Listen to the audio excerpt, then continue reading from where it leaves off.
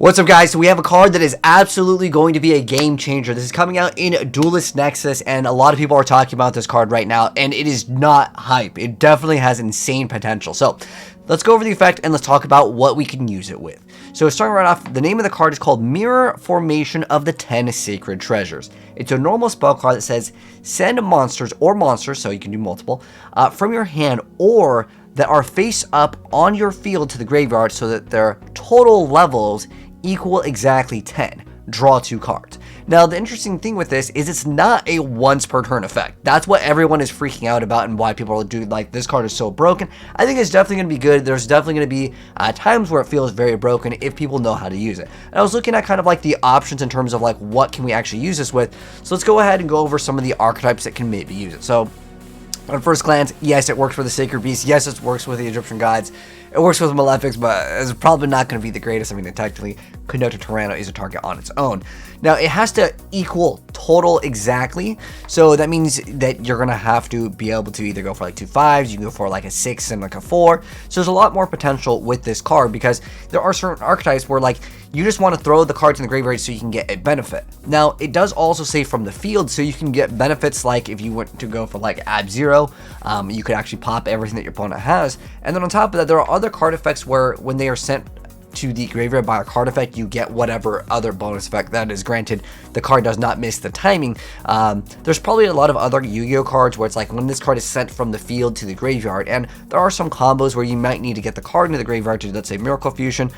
Even for like any hero variants, just being able to like summon Stratos, get the search, and then the card basically becomes, you know, relatively useless, right?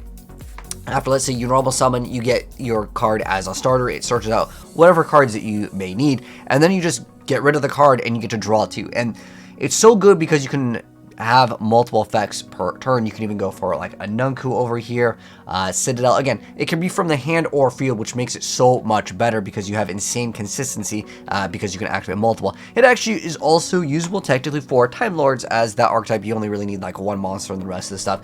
You try to max out on as many hand traps as possible. But these are some of the cards that I was seeing people talk about and I was thinking about. Also, I wanted to mention this was something that was brought up in, I believe it was Zodiac. It was talking about King of the Sky Prison, because when you activate this effect, you just reveal it, and then until the end of your opponent's turn. It has to stay revealed though. It says, while this card is revealed by this effect, set cards on the field cannot be destroyed by card effects, and if a set spell/trap is activated, except during damage step, you can dispel this card from your hand. But the thing is that I believe it actually has to stay revealed in order for you to gain that benefit of the effect.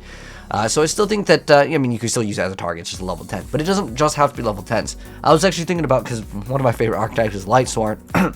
No one plays Graganoth, but if you're able to basically get rid of 2 Lightsworns and then draw 2 cards, you have half of the requirements already for Judgment Dragon. I know Judgment Dragon is not really that relevant in 2023. You can also use Exodius over here, maybe like earlier on. You have certain archetypes where you don't have use for the card immediately, and if you don't have cards, you know, able to be activated immediately, you can just use this effect, send it to the grave, and then you get to draw 2 cards, and then maybe use the card later. Even with like Immortal Raw Phoenix over here, where it has to be special summoned by its own effect. So as long as Winged Dragon Raw is sent from the field to the graveyard, while this card is in your graveyard, you get to re-bring back out the card. There's so many different Yu-Gi-Oh like cards where like if it just hits the graveyard, you get some bonus effects. I was going to go through all the level 5 monsters. I went through most level 10s. There's actually not that many, not including the extra deck, because there's probably good extra deck monsters as well.